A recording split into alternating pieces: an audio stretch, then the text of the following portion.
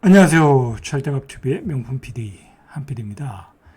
자, 또 집값이 올라간다고 신문에서들 많이 나오고 있어요. 자, 이런 기사를 접할 때 많은 고민이 될 것 같아요. 무주택자 입장에서 고민이 될 것이고, 그리고 한 채 정도는 뭐 조금 더 사야 되는 사람들이 있거든요. 뭐 일시적 2주택으로 투자를 하시는 분들도 있거든요. 그런 분들도 타이밍을 잡아야 되지 않냐. 또 지난번처럼 지난 상승처럼 집값이 또 퀀텀 점프를 하지 않겠냐. 그죠? 또 이거 전고점을 넘어서 또 가격이 또 뭐 50%, 100%막 그렇게 또 뛰는 거 아니냐. 무섭죠. 그죠? 그러니까 그런 예전의 그 트라우마가 시장을 뭐랄까요, 자극을 하고 있다고 할까요? 자, 그래요. 자, 그러나 여러분 잘 기억하셔야 될 게 뭐냐면 지난번 상승장은 가격 자체가 지금 현재의 가격보다 낮은 가격에서 시작했고, 그리고 여러 가지 이 부동산의 대책들의 남발, 그죠? 그것도 풍선 효과를 남발했고, 그러면서 시장이 왜곡되면서, 그리고 금리가 쌌잖아요. 그죠? 금리가 싸서 모든 여건들이 시장을 퀀텀 점프 하도록 만들어줬던 거죠. 그리고 세계적인 금융시장의 여건도 그랬고, 세계가 동조화해서 올라간 거예요. 인플레이션 효과에 의해서. 자, 그러나 지금은 그런 여건들이 전혀 형성되지 않았다. 자, 금리도 예전에 비해서 뭐 많게는 2.5배? 그죠? 2.5배 정도는 오른 것 같아요. 금리도 비싸고. 그리고 좌파 정부에서는 어떤 그 이념적인 잣대를 가지고 정책을 세우다 보니까 부작용들이 많았어요. 그냥 무조건 세금을 때리니까 시장에서 팔 수가 없는 거야. 그러다 보니까 유통시장이 깨져버렸어. 근데 지금 우파 정부는 그런 실수는 안 하잖아요. 뭐 집값을 제대로 못 잡고 있는 건 똑같지만 최소한 시장에서의 최대한 유통 구조를 만들어 놨잖아. 최대한 사고 팔고 할 수 있도록. 뭐 심지어는 분양가도 그 뭐랄까요, 억제하지 못하고 있잖아요. 그 분양가를 억제하지 않는 이유가 뭐겠어요? 우파 정부에서 분양가 뭐 시장의 원리대로 올라가라. 그러면 공급 많이 나올 거 아니냐. 공급 많이 나오면 비싸면 사람들이 안 살 것이다. 자, 그런 생각으로 지금 이제 시장을 풀어주는 거야.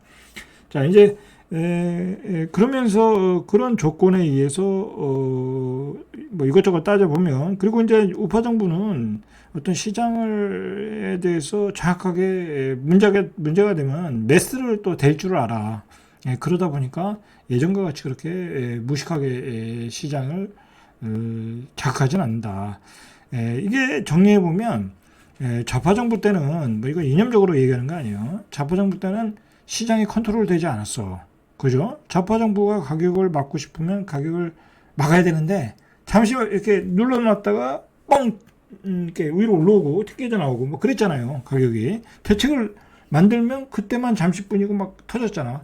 근데 윤석열 정부의 이 우파 정부는 어떤 이 정책이 이 효과가 나오고 있냐면, 효과가 나오고 있냐면, 이거 시장이 너무 죽었네. 야, 이대로 놔두면 시장이 폭락하겠네. 자, 그러면서 집값이 폭락할 때 특례보금자리론, 그리고 15억 이상의 대출 규제 완화, 그죠? 전면 규제 완화죠. 그때 15억 이상 강남의 고가주택도 사도록 만들어졌고, 그 다음에 서울을, 용산과 강남을 제외한 투기지구 뭐 세 가지 규제를 다 풀어줘서 전매 제한까지 풀어줬잖아. 그래서 분양권을 투기하게끔 만들어줬잖아.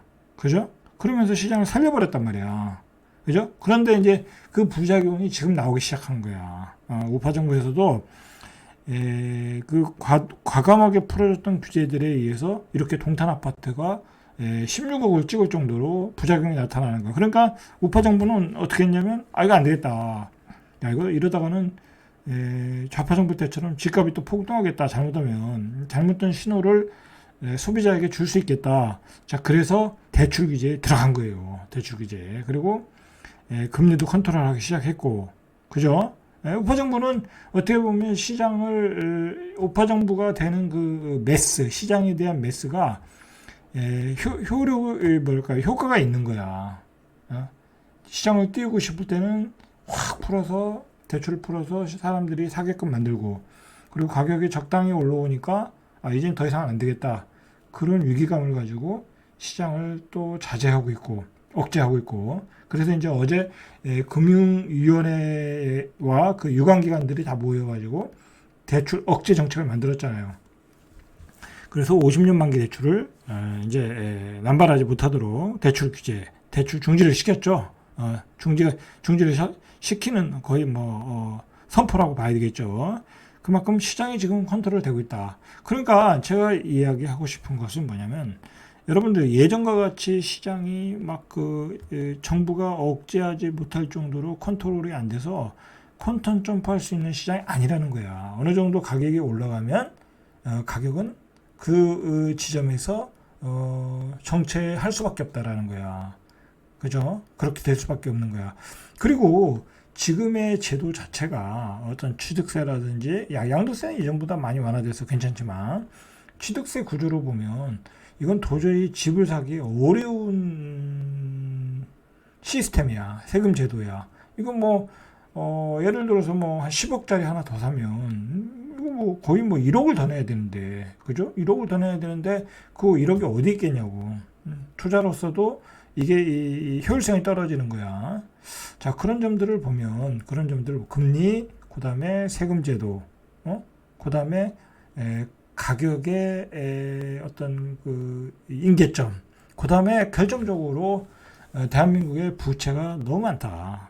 그건 한국은행에서도 얘기하는 거고, 우리 정부도 인식하는 거고, 그리고 그런 문제 때문에 거의 이제 부채로 쌓아 올린 게 거의 임계점에 왔다라는 거예요. 그걸 계속해서 나오고 있잖아요.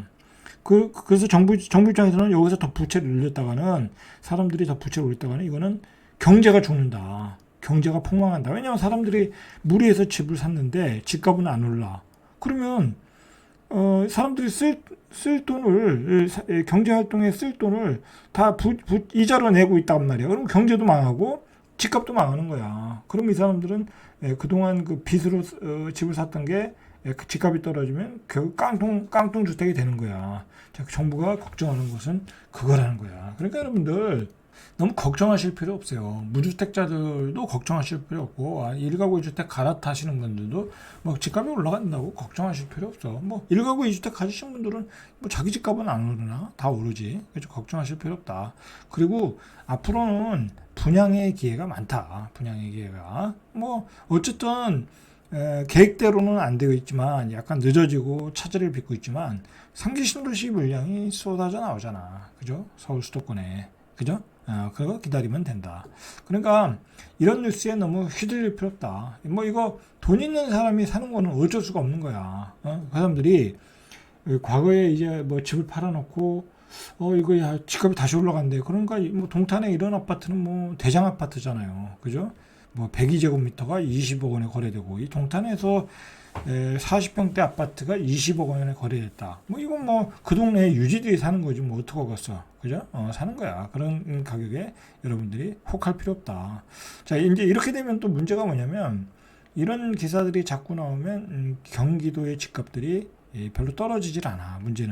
문제는 떨어지지 않는 상태에서 문제는 전세 가격이 다시 올라갈 가능성이 있다라는 거야. 그래서 내년의 시장은 좀 지켜봐야 된다라는 얘기예요.